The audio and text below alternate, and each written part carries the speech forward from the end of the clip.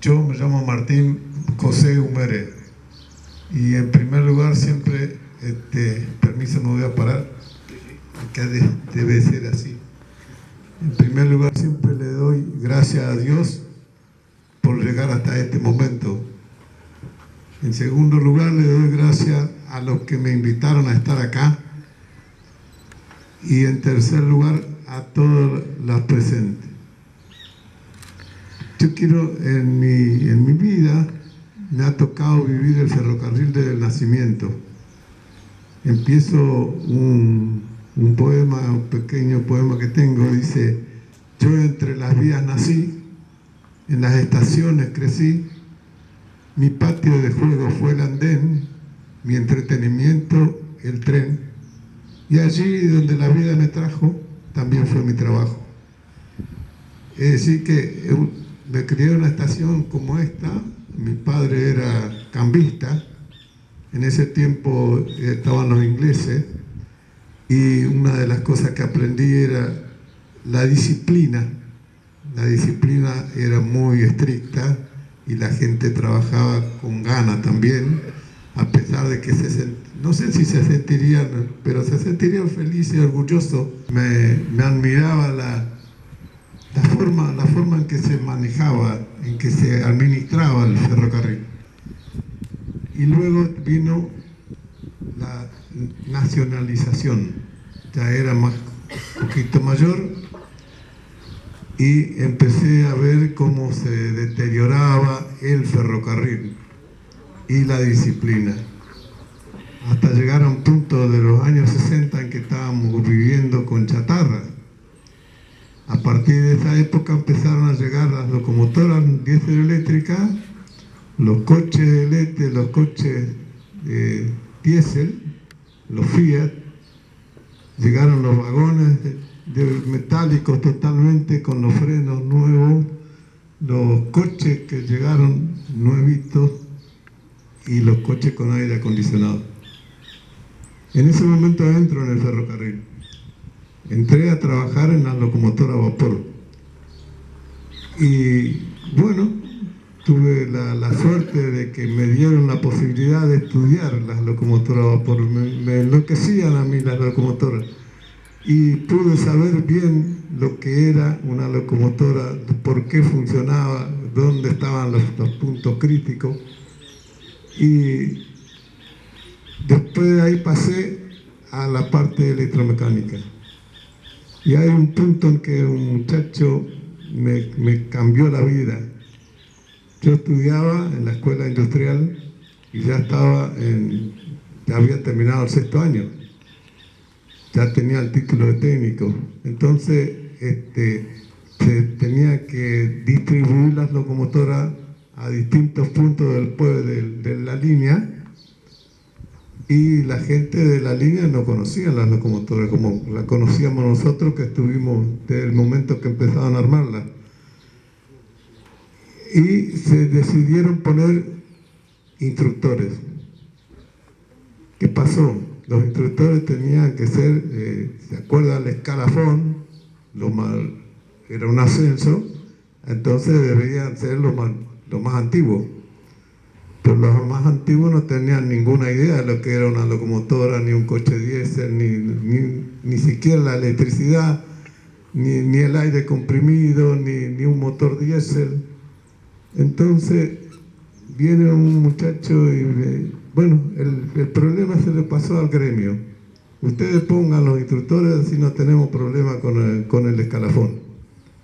Y el gremio llamó a un grupo de electromecánicos, que éramos nosotros, a ver quiénes podían ser instructores. Llegaron a la conclusión de que todo aquel que se recibía en la escuela industrial y obtenía el título de técnico podía ser maestro en la escuela industrial. Así que si teniendo el título de técnico podía ser el instructor. Y dentro de ese grupo caí yo, porque hubo un muchacho que no conocía, pero que me dice: vamos a la unión que yo te voy a proponer para instructor. Y así fue. Me propuso, me votaron y empecé a trabajar para estudiar, para enseñar. Ese fue mi primer gran desafío. Ahí conocí al señor Agar, que estaba acá con un muchacho de Gualeguaychú. Agar fue mi alumno, a pesar de que ya estaba muy cerca de la jubilación. Y luego pasé a trabajar con los coches de aire acondicionado. Después de enseñar 6 años locomotora y coche diésel, pasé a los coches de aire acondicionado a hacerme cargo del mantenimiento.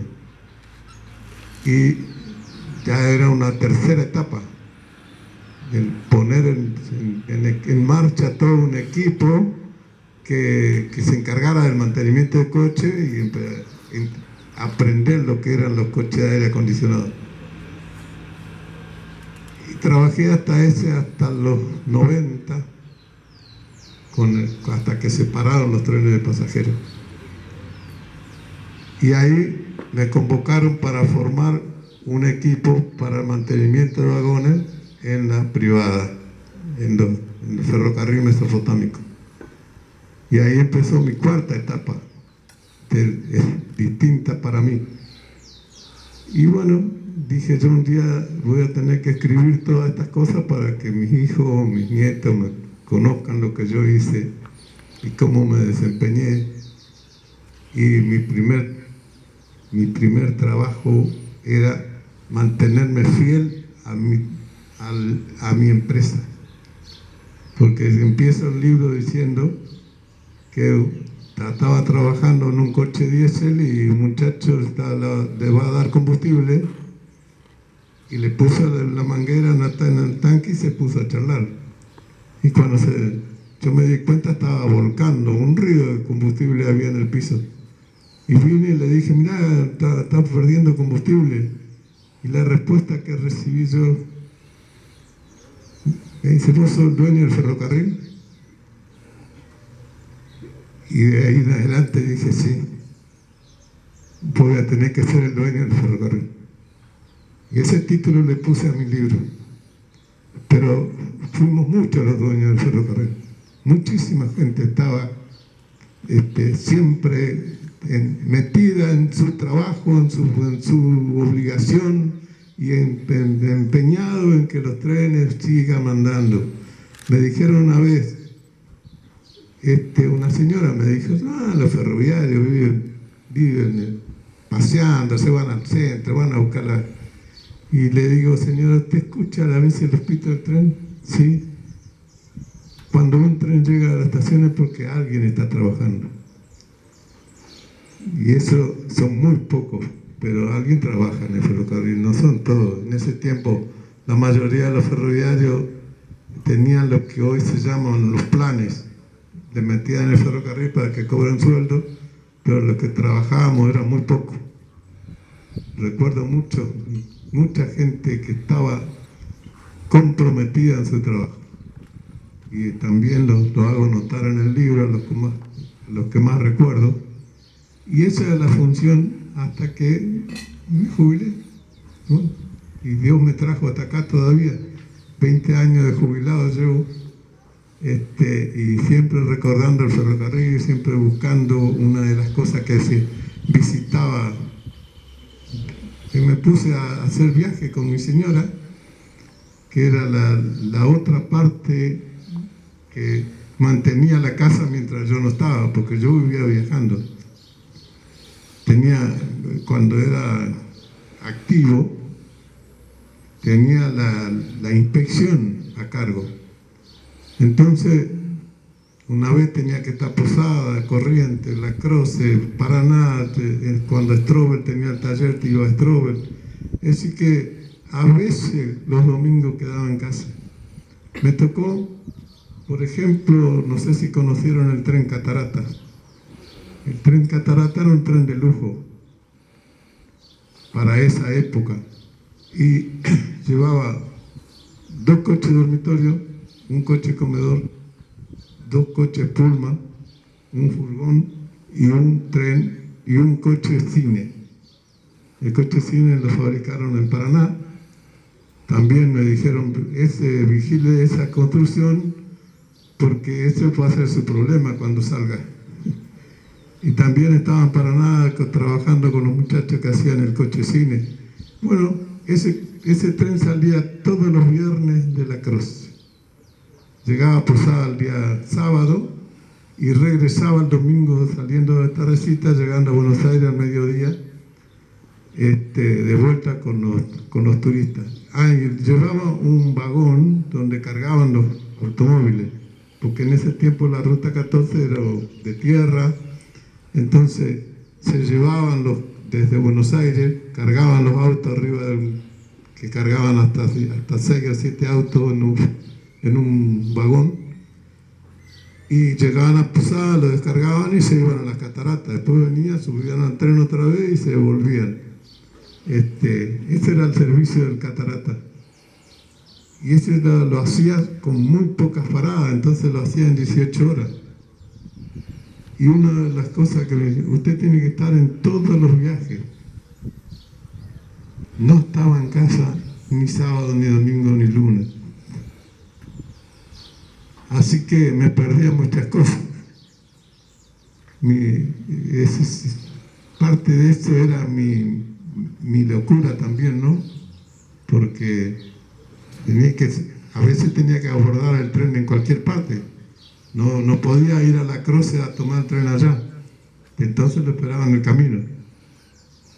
Las cosas que habré sufrido tratando de solucionar, las cosas que solucioné y las cosas que no pude nunca comprender también, pero me tocaba esa parte de los movimientos. Me llamaba la atención la gente que venía a la estación a conocer el tren.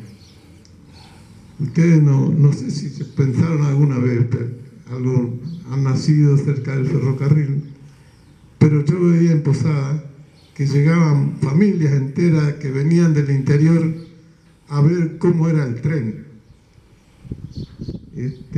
a mirar los vagones, las locomotoras, y era una algarabía de los chicos que venían a conocer el tren. Y decía, pensar que hay gente que no conoce el ferrocarril. Y era así.